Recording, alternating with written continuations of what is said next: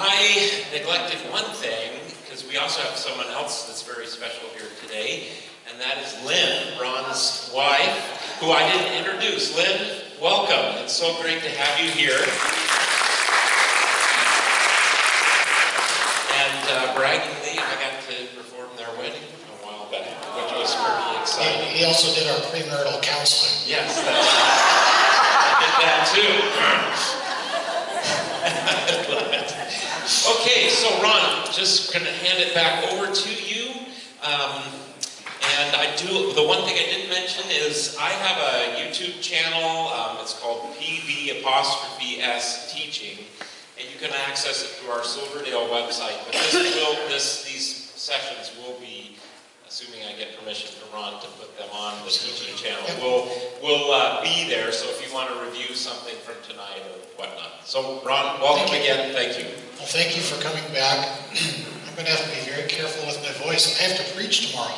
For whatever strange reason, my voice has been scratchy the last couple of weeks, and I think it may be allergies. So I'll do my best. Ron, I turned you up a little bit. Okay. A few people had trouble hearing. Sure. How's that? Better? Is that better? Yeah. Okay. So here's what I like to do in our time remaining.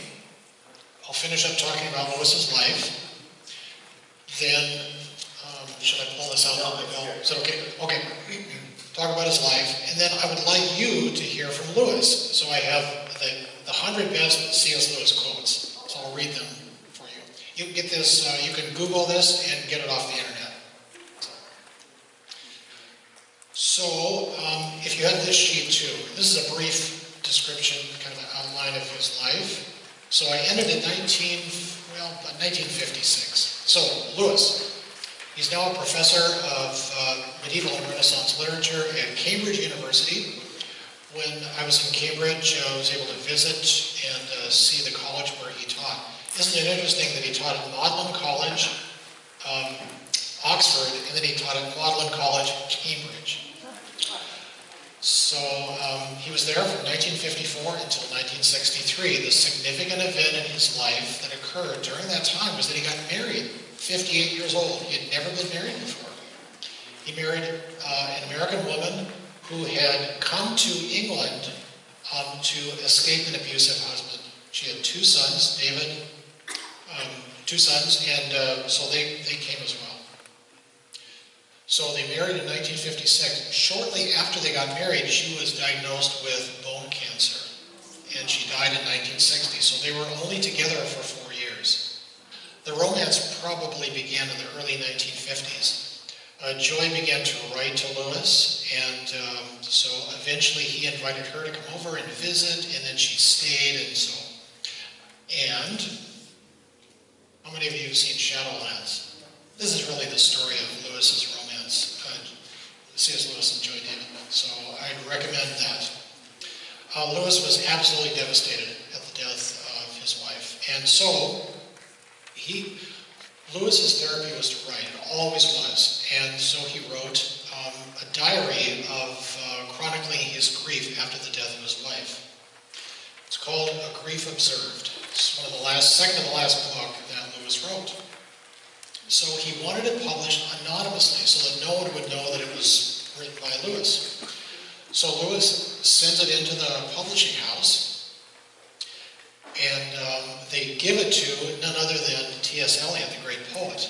Well, by that time, Eliot and Lewis had become friends. You see, Lewis was a failed poet. He was envious, as a young man, he was envious of T.S. Eliot, the great poet.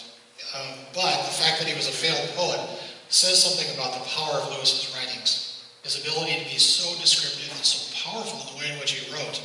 He really took his poetic gifts and used it in his prose. Anyway, so, book goes to the publishing house. They give it to T.S. Eliot. Eliot reads the first paragraph and says, "This is by Lewis." So it was published under Lewis's name.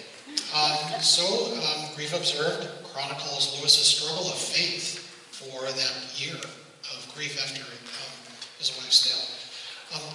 I would recommend it to anyone who is going through a period of grief, although with this caveat, that is, every person's journey of grief and recovery is unique. And so someone who reads this book may find things in it that they can So Joy Davidman dies in 1960, and Lewis lives 3 years after that. He dies November 22nd, 1963. Who else died on that day? Kennedy. John F. Kennedy. That's right. Lewis was convinced that he would be forgotten within a couple of years after his death. He did not think that his writings would endure at all. But they did, and they still do to this day. And it's because of the power of his own writing.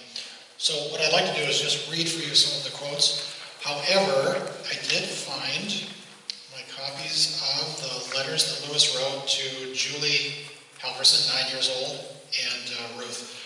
I think I'll just read what C.S. Lewis wrote. This is in October 15th, 1957. So, Julie Halverson, 9 years old, she writes to Lewis, and Lewis writes back. Dear Julie Halverson, your charming letter was the nicest I have had for a long time, and it gave me much pleasure. I am so glad you have enjoyed the books, and particularly that you know who Aslan is. Don't ever forget it. Thank you very much for taking the trouble to write to me. With best love, yours sincerely, C.S. Lewis. So, one of the things I learned when I was at Cambridge was that Lewis was revered, not just at Oxford, but at Cambridge. They lured him away from Oxford.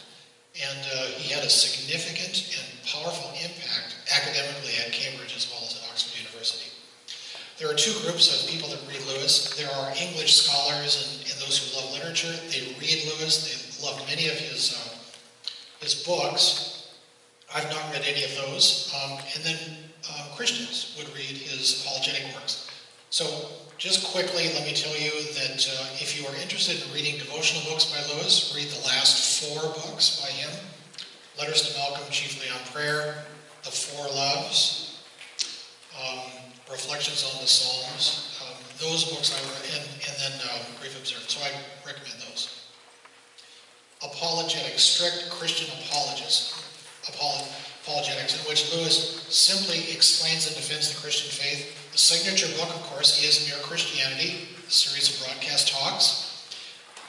That Mere Christianity is kind of supplemented by other books like Miracles, or Problem of Pain, or The Abolition of Man.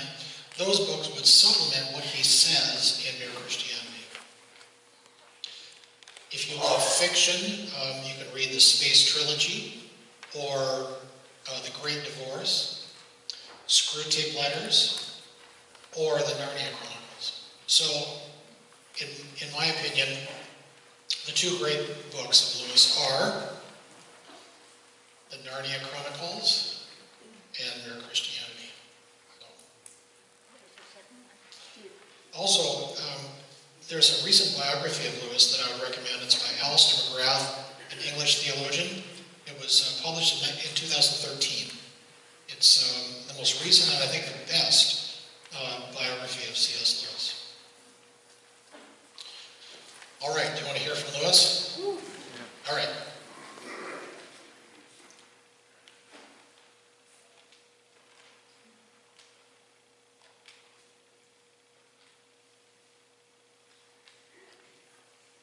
All right, here's Lewis.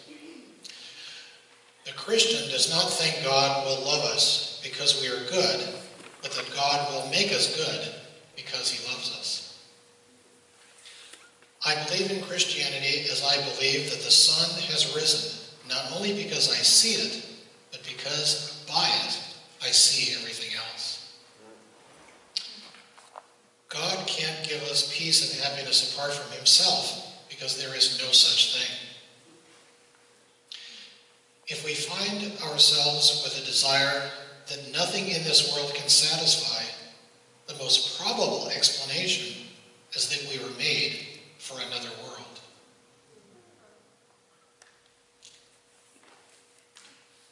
A man can no more diminish God's glory by refusing to worship him than a lunatic can put out the sun by scribbling the word darkness on the walls of his cell.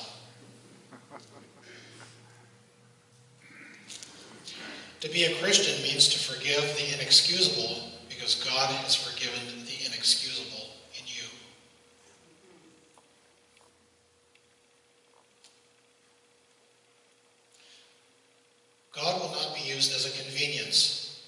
within our nations who think they can revive the faith in order to make a good society might just as well think they can use the stars of heaven as a shortcut to the nearest chemist shop. I didn't go to religion to make me happy. I always knew a bottle of port would do that. If you want a religion to make you feel really comfortable, I certainly don't recommend Christianity.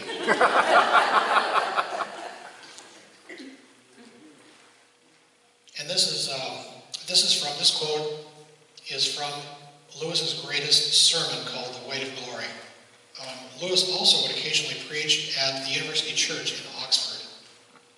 His greatest sermon, Weight of Glory. Here's what he says. There are no ordinary people. You have never talked to a mere mortal.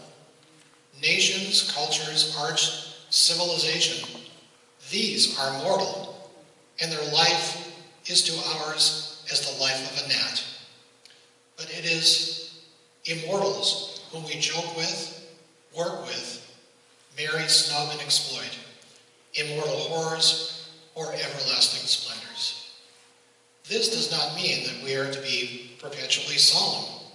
We must play, but our merriment must be of that kind, and it is, in fact, the merriest kind, which exists when, between people who have, from the outset, taken each other seriously, no flippancy, no superiority, no presumption.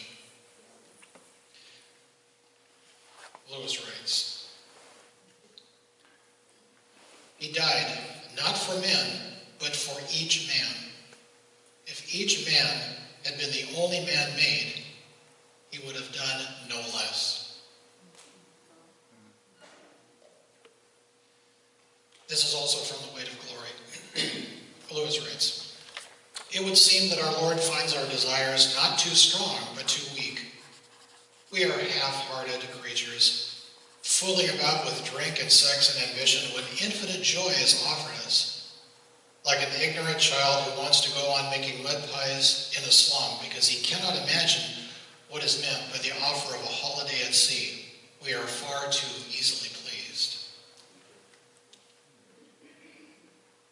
If you look for truth, you may find comfort in the end. If you look for comfort, you will not get either comfort or truth, only soft soap and wishful thinking to begin, and in the end, despair.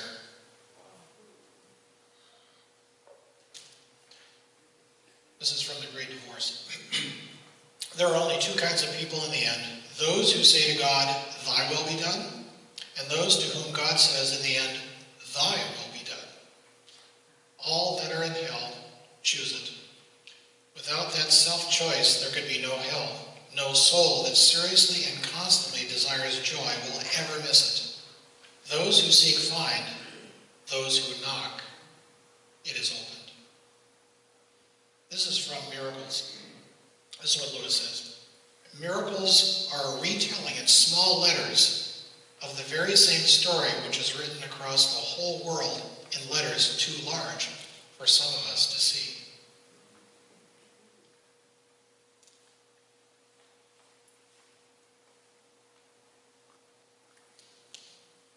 The perfect church service would be one we were almost unaware of. Our attention would have been on God. Human history is the long, terrible story of man trying to find something other than God which will make him happy.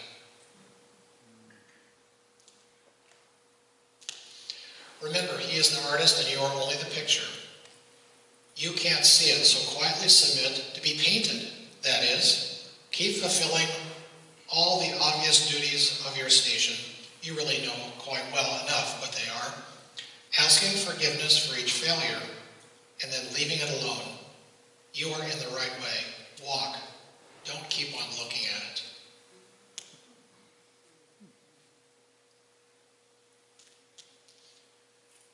And out of that hopeless attempt has come nearly all that we can call human history. Money, poverty, ambition, war, prostitution, classes, empires, slavery, the long, terrible story of man trying to find something other than God which will make him happy. And then Lewis in Letters to Malcolm, chiefly on prayer. Relying on God has to begin all over again every day as if nothing had yet been done.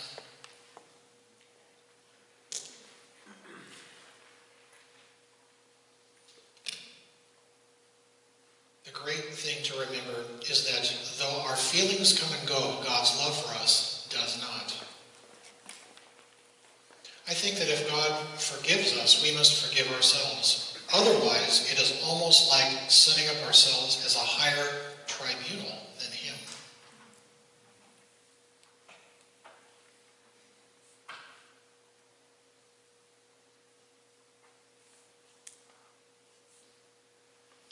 Because free will, though it makes evil possible, is also the only thing that makes possible any love or goodness or joy worth having.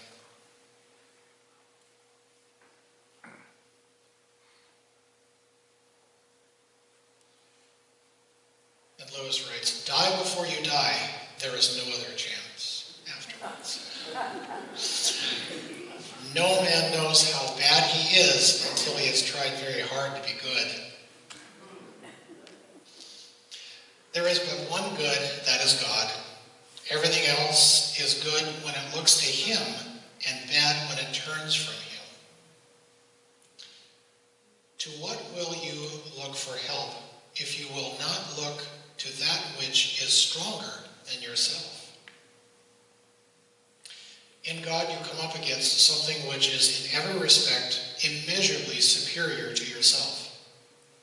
Unless you know God as that, and therefore know yourself as nothing in comparison, you do not know God at all. Lewis writes, "Aim at heaven and you will get earth thrown in. Aim at earth and you will get neither." That's from the Joyful Christian, The Business of Heaven. There are also some devotional books. There are a lot of books that, either in whole or in part, encompass Lewis's writings. There are devotional books with snippets of Lewis's writings, great quotes. Business of Heaven is one. There are other books as well, The Joyful Christian. So you can buy those and read Lewis devotionally day by day. I should say one thing too. Unfortunately, there is a kind of cult around C.S. Lewis. And you will find some that so worship Lewis that it almost becomes idolatrous. Lewis is a great Christian thinker, a great writer, but he's not perfect. There were ways in which he was simply wrong, but in many ways he was brilliant in the insights that he can give us. All right.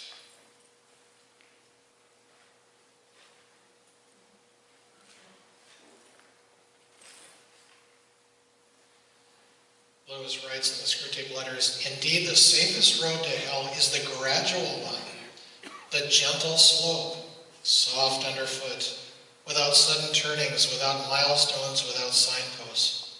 Your affectionate uncle, Screwtape." Mere Christianity, pride gets no pleasure out of having something, only out of having more of it than the next man. It is the comparison that makes you proud, the pleasure of being above the rest. Once the element of competition is gone, pride is gone. Suddenly what a man does when he has taken off his guard is the best evidence for what sort of man he is. Lewis writes, this is about progress. Lewis writes this because, again, he believed that in the modern world, we suffer from what he calls chronological snobbery, a fundamental disrespect for all those who have come before us. In fact, he believed that we stand on the shoulders of giants. All those Christians, the great theologians, the great Christians that sacrificed to make the church what it is today. In fact, Lewis said that for every one modern book, you should read 2 old books from a different generation. There is so much wisdom to be learned. We just assume that we have progressed, but maybe we haven't. So this is what Lewis writes. He says, "Progress means getting nearer to the place you want to be. And if you have taken a wrong turning, then to go forward does not get you any nearer. If you are on the wrong road, progress means doing an about turn and walking back to the right road. And in that case, the man who turns back soonest is the most progressive man. All right.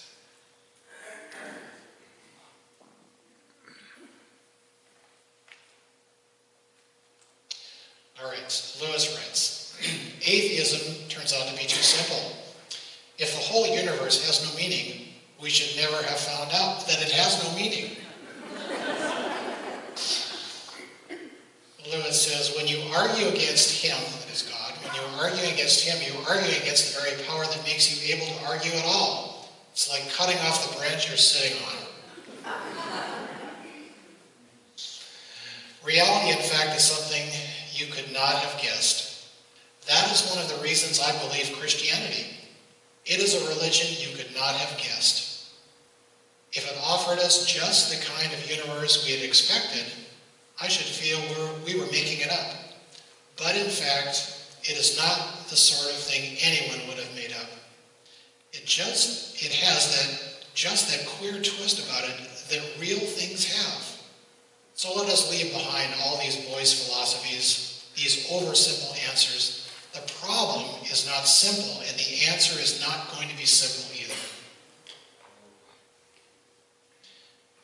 And it's surprised by Joe, he's talking about his own conversion and the friends that were really influential for him. He writes, a young man who wishes to remain a sound atheist cannot be too careful of his reading or his friends. If the whole universe has no meaning, we should never have found out that it has no meaning. Just as, if there were no light in the universe and therefore no creatures with eyes, we should never know it was dark. Dark would be without meaning. My argument against God, that's when he was an atheist, my argument against God was that the universe seemed so cruel and unjust. But how had I got this idea of just and unjust? A man does not call a line crooked unless he has some idea of a straight line. What I was comparing this universe with when I called it unjust. Christianity, if false, is of no importance, and if true, of infinite importance. The only thing it cannot be is moderately important.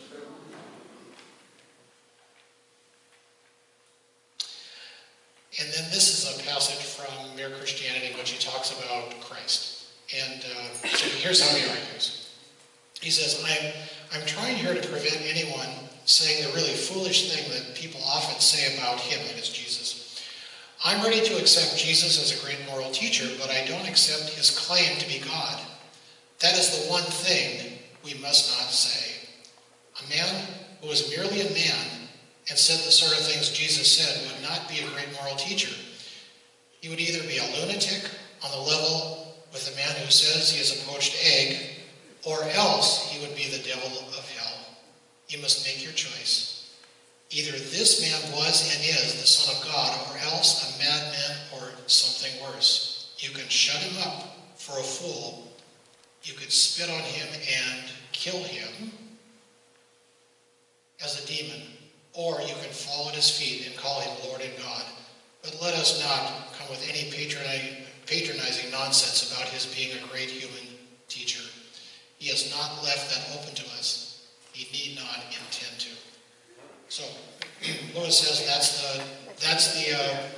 the dilemma when it comes to Christ. Where did Lewis get that idea? From St. Augustine. Much of what Lewis says actually is a restating of what he learned from many great church fathers. His book Miracles, for example, is simply a restating of a book written by St. Athanasius in the 3rd century called On the Incarnation.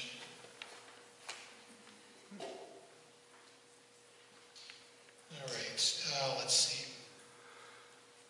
It was when I was happiest that I longed most.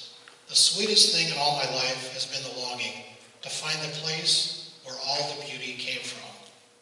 And for Lewis, that was Christ, when he found Christ.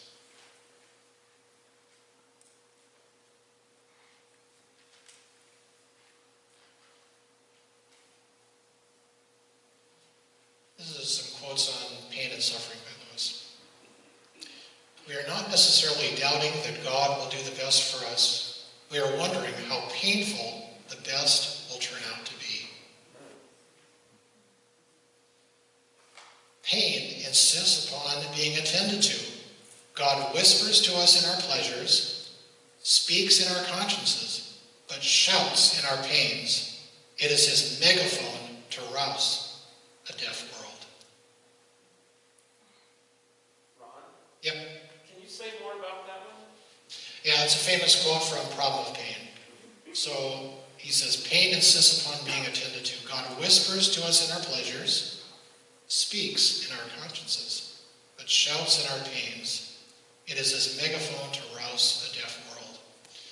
So I think pain brings into our lives a sense of vulnerability, that we're not going to live forever, that also we're totally dependent upon either the capriciousness of our health or the way of the world, or perhaps we're in the hands of a loving God.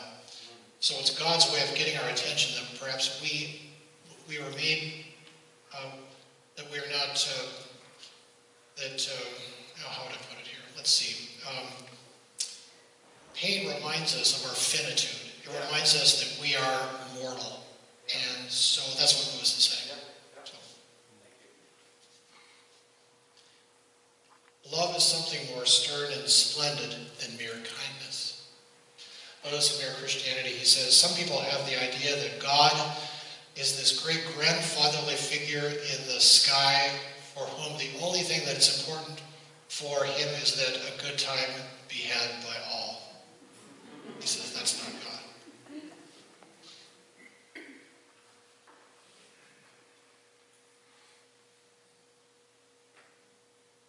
Hardship often prepares an ordinary person for an extraordinary destiny.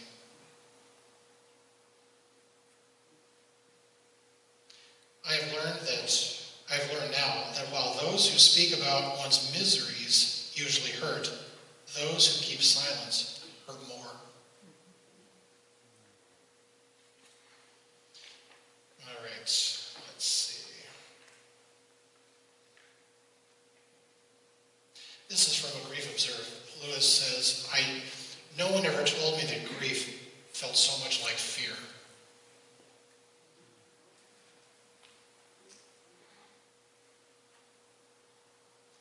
All right, some quotes on education.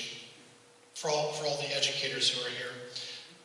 Education without values, as useful as it is, seems rather to make man a more clever devil. The task of the modern educator is not to cut down jungles, but to irrigate deserts.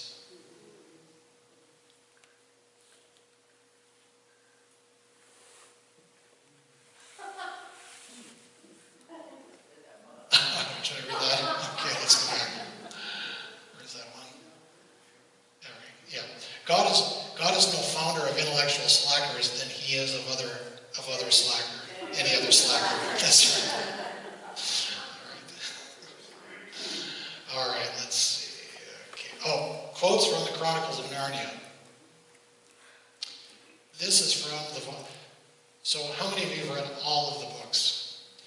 So every spring in May, over the last several years, I offer a class called Summer Nights in Narnia. So we just read Narnia and we talk about Narnia. And the kids in my congregation, of course, always look forward to that. The Narnia Chronicles, the more I read them, the more profound they have become. There is so much wisdom in the Narnia Chronicles. All right. This is from Voyage of the Dawn Treader. It isn't Narnia, you know, sobbed Lucy. It's you. We shan't meet you there.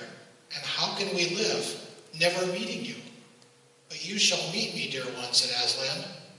Are you there too, sir, said Edmund. I am, said Aslan. But there I have another name. You must learn to know me by that name.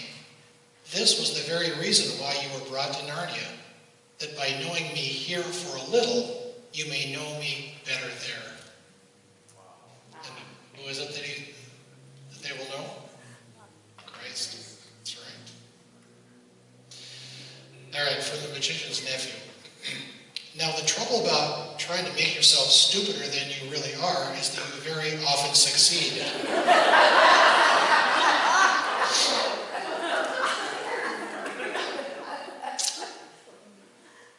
What you see and what you hear depends a great deal on where you are standing. It also depends on what sort of person you are. One of the things that Lewis does in the Narnia Chronicles is that he tries to teach the concept of virtue, that character counts. And so all the characters in the Narnia Chronicles go through struggles, they grow, they mature, and you can see them developing the virtues, the Christian virtues in their lives. And you can only see certain things if you are a particular kind of person, right?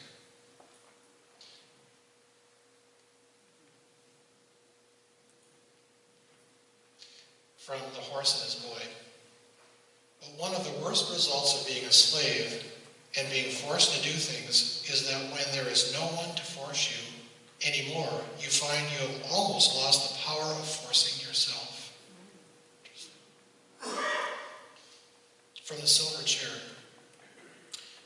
This is what Lewis says. You would not have called me unless I had been calling to you, said the lion. And Lewis's experience of conversion, as described in Surprised by Joy, was just that. He said, my search for God, I realized that my search for God was more like the mouse searching for the cat. God was the one who was after me, was coming into my life, grasping me and bringing me into the kingdom.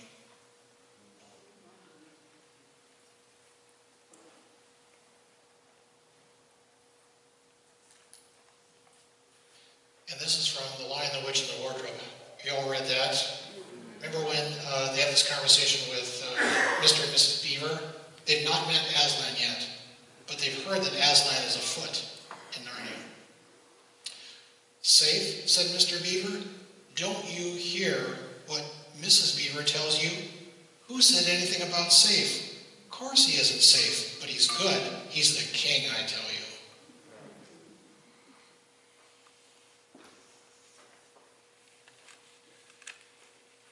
That's it. All right. So, questions? Yes? Will you quit talking now so we can still preach tomorrow? No. That's right.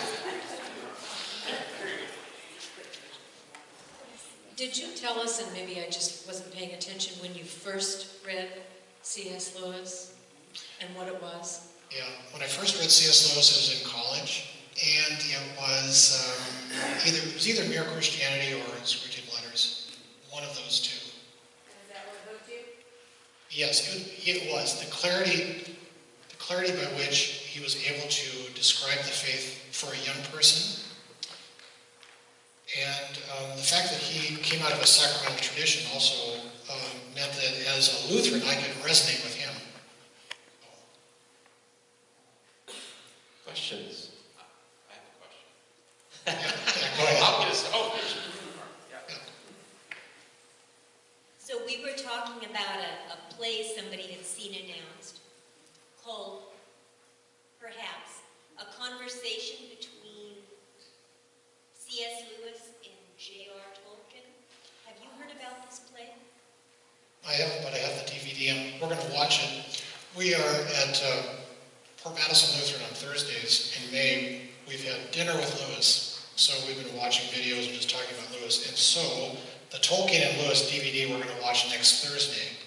We have a potluck supper at 6:30, and then we watch videos. So, Barbara, I haven't watched it, but I'm looking forward to doing so. It's called Tolkien and Lewis, and the influence that the two had on one another.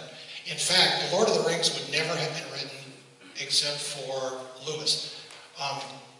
After they became friends, Lewis discovered that Tolkien, in his spare time, was writing what we now know as The Lord of the Rings. But he was a meticulous writer. He would write and rewrite, and he was never satisfied with what he wrote. So Lewis persuaded him to read some of it to him, and Lewis was so encouraging, and he just kept prodding him And so we have the Lord of the Rings because of the friendship between the two. So I should say also, Tolkien read the Narnia Chronicles and thought they were very poorly written. Sloppy. So he said, this doesn't fit here because, for those of you who've read Lord of the Rings, it's so meticulous and so detailed. And Lewis was different. This is how Lewis would write. When I was at the Kilns, we saw his writing desk at home. And so there was paper there and some books. And then there was a pen and there was an inkwell.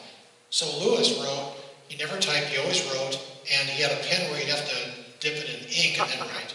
So he would write 4 words, then dip his pen in ink, and then write 4 more words. This is how he wrote. He would sound out the words, then write them, and then dip his pen, sound out 4 more words, dip his pen in. That's another reason why I think when you read his books, they come across as being clear and kind of simple and direct. So he wrote for the ear as much as for reading. So. Well, earlier tonight you mentioned which book is good for people that say, I only believe in things I can see, touch, Yeah, right. smell, or whatever. Yeah, so what book would I recommend? Well, yes, but even more so for us, because we all have people who we know and love, Yeah, right. and we might not read that book. As a C.S. Lewis scholar, So what would if you know of someone who is genuinely curious about Christianity, and they're very smart, and they don't want a watered down, version, or they want to hear it in a very direct way, mere Christianity. That's what I'd recommend. For those who maybe are more fiction works for them better, I think probably the Narnia Chronicles. So, people come to faith in 2 ways. For some people, their head follows their heart, and for some people, their heart follows their head, right? But both need to be, a part of one's faith. So you have to kind of know who they are. The person that you know, and you'd like to help them get to know your faith better, does their heart follow their head, mere Christianity, or does their head follow their heart, the Narnia Chronicles? So, what's Lewis's response, if you can sum it up, yeah. to people who say, I don't believe in something I can't prove, or I can't, Right. through the senses? Yeah, good question. So for Lewis, here he is, he's a rationalist, he's been taught that. The problem was that throughout his life, he had these stabs of joy that came when he was reading great literature, through the beauty of nature, through great music. And he thought that stabs of joy, this longing for something throughout his life was simply there. Lewis is convinced that in every person there's a God-shaped hole in the heart of every person. And so evangelism is more about introducing them to the truth than arguing them that it's true. If it fits the hole in their heart, then they will believe. Does that make sense? Yeah. Yeah. So, yeah. So 2 children. The oldest, there's Douglas and David. David was the oldest. Both live with Lewis, both have a good relationship with Lewis, but interestingly enough, David Lewis, the older son, he became a devout practicing Jew. In fact, after his mother died, he continued to live with Lewis, and Lewis was able to find a rabbi for him to study with, and arranged for him to go to a Jewish school. Douglas embraced Lewis, became a Christian, and has been a part of the Lewis legacy, or he was part of all the Narnia Chronicles movies and so forth. So he's a confessing Christian. David is not, but he's a devout Jew. I'm just wondering, at the mere Christianity coming towards the end of the war, Bonhoeffer returning back home to fight the regime, was there any correspondence or any interaction between those two? Or were they totally independent and didn't know each other, or what? Yeah, interesting question. Last Saturday, I taught this class at Peninsula Lutheran in Gig Harbor, and that very question was asked. Dietrich Bonhoeffer, great Lutheran theologian who died going back and fighting against Adolf Hitler, was in England and serving a Lutheran congregation in London during the war, or in the late 1930s, I believe. There was no connection between the two. There is an interesting sort of trivia factoid, and that is Bishop Bell of Chichester was a close friend of Dietrich Bonhoeffer's. And one of Bishop Bell's priests ended up doing the wedding for Lewis and Joy Davidman, but that's the only connection between the two. Lewis was very well read. He had read Bonhoeffer, he had read Tillich, Karl Barth, all the great theologians. Reinhold Niebuhr, he'd read them all. So, one interesting thing, just for we Lutherans, great Lutheran theologian of the 20th century, Gustav Aulén, who wrote the book Christus Victor. That, after Lewis died, they found a dog-eared copy of that book in Lewis's library. And the whole theory of the atonement found in that book by Bishop Gustav Aulén, everyone is convinced was the inspiration for the Lion, Witch, and the Wardrobe, and how Aslan dies, but then comes back and conquers the White Witch. So. You said he was wrong about some things. Yes. What things was he wrong about? As a Lutheran, he is, through all of his writings, Mere Christianity and other, he just does not, he doesn't get it clear on the doctrine of justification. So, he just doesn't. And so I wouldn't go to Lewis and say, you're going to get 100 proof Lutheran theology, or even Reformed theology, for that matter. But it's not as if Lewis took a side. He just doesn't speak to it directly. So, but if you look what he says about the relationship between faith and good works and so forth, it's kind of confusing in various places. Also, he seems to embrace the doctrine of purgatory.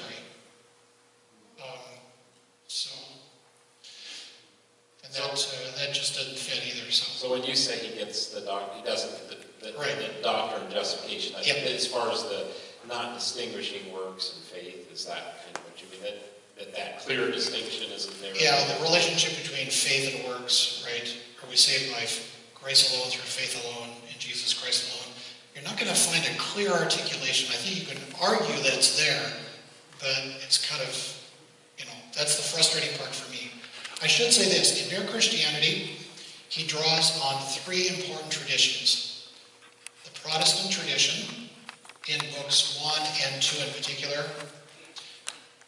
He draws upon the Roman Catholic tradition in book 3 on Christian morality. And then he draws on the Eastern Orthodox theological tradition in book 4. You'd never know it, but it's there. He was truly an ecumenical writer. He had read all the great theologians, East and West. He knew them all. And so he drew upon that deep well of learning and thinking, that legacy that has been handed down to us as Christians. That's one of the reasons why I think Lewis is such a powerful writer today. You are learning what St. Augustine and Athanasius, some of the great patristic writers, what they taught without even knowing it by reading C.S. Lewis.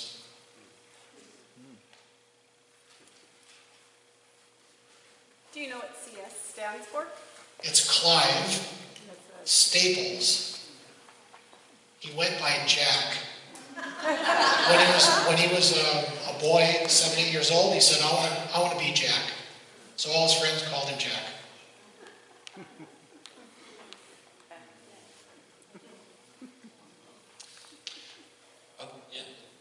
Other questions? Yeah. Yes. Can you talk a little bit more about The Abolition of Man? That's kind of a not very well-known book. Yeah, excuse me.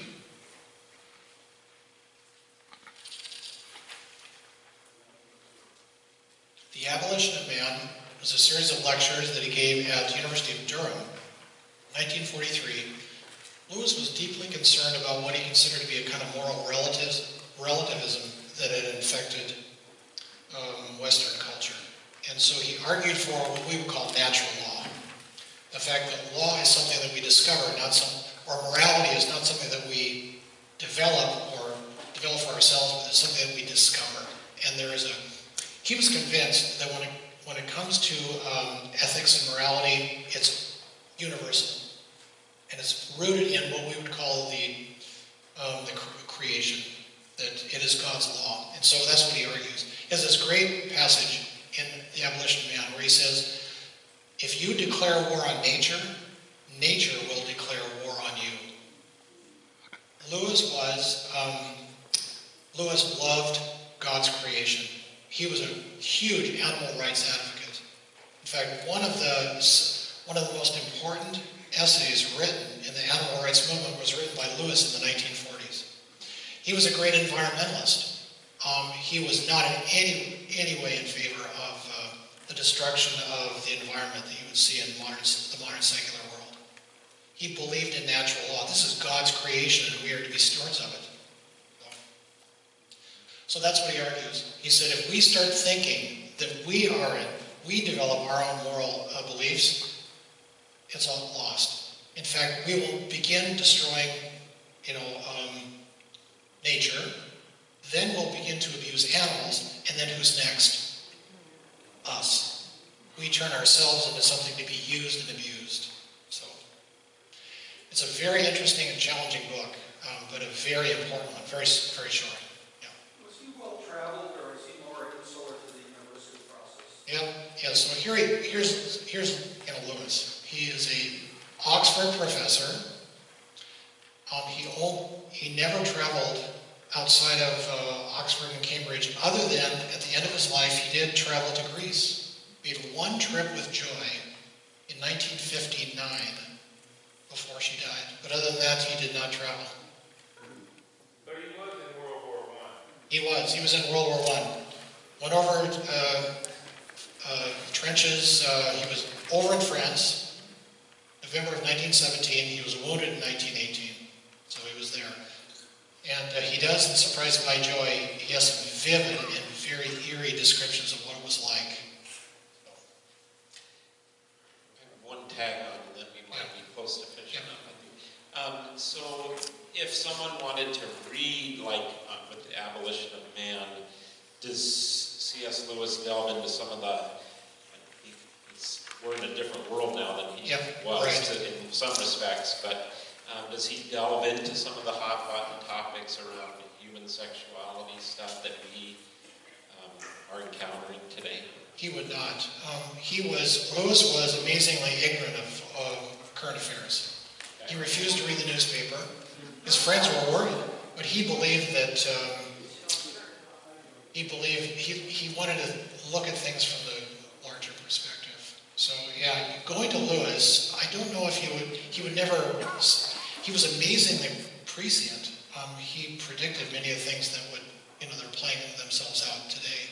But he didn't address any of the hot button issues that we would be concerned about. However, I do think many of his concepts and ideas would help us today make sense of what the challenges that we face as Christians in this modern world.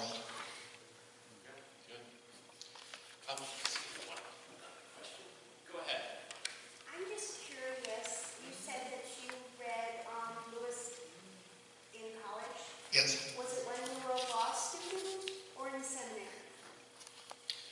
When I was an undergraduate, I read Lewis, but I continued to read Lewis even into law school. So it was before seminary then? Yep, before seminary. Undergraduate, Washington State University, 71 to 75. Law school at Willamette University, 75 to 78. And then Luther Seminary from 79 to 83. So I did them back to back to back. And I read Lewis through them all. All right. Any other questions? We do want to be we want to be respectful of Port Madison's need to hear the word tomorrow. I'm sorry about my voice, it's so That's gravelly. all right. But, Hey, you know, my hope for this lay school and for this evening was to throw some more fuel on the fire for those who love C.S. Lewis. That's kind of what it's done for me. I've got some, I know where I'm going to go next with my reading with C.S. Lewis. My hope was to get people interested in this. And again, just to go back where we started from, I think we in the church today, doesn't matter what denomination, what place, our struggle is to do what C.S. Lewis did well. And we got to do it in our own way, obviously. And I just love what you said tonight. The other thing I'm taking away is some people start with their heart and go to their head. And some people, start with their head and then their heart comes along. And that just makes sense of so much when I'm working with people. Because I think, that's our challenge today, is how can we share Christ? And hopefully we also can be like that second person that he mentioned. What was his name? The three people that were the most important to him. Neville Coghill. Yeah. Or maybe it was the first one. Yeah. That we can be people. Yes. We can be people that go, wow, there must be something to this. Right. One last thing about Lewis. Alistair McGrath has taught at Oxford University for many years. He's my age. His classes every year are filled with millennials who love C.S. Lewis. Isn't that amazing? Yeah. So if you've got a millennial who's wrestling with the faith or point him to C.S. Lewis. Ron, thank you very much. I'm going to say a prayer and then we're going to thank you. So let us pray. Gracious God, we give thanks for this evening. We give thanks for Ron's presentations. We give thanks for the life and person of C.S. Lewis. We give thanks that you raise up people to help us in our journey of faith and our walk and in sharing the faith. And so we give thanks for Ron. Bless his ministry in Port Madison and bless us all as brothers and sisters in Christ as we go forth this night. May this bear fruit in our lives. And we pray all of this trusting in your mercy through Jesus Christ, our Lord and Savior. Amen. All right. Go in peace, serve the Lord. Let's thank Ron.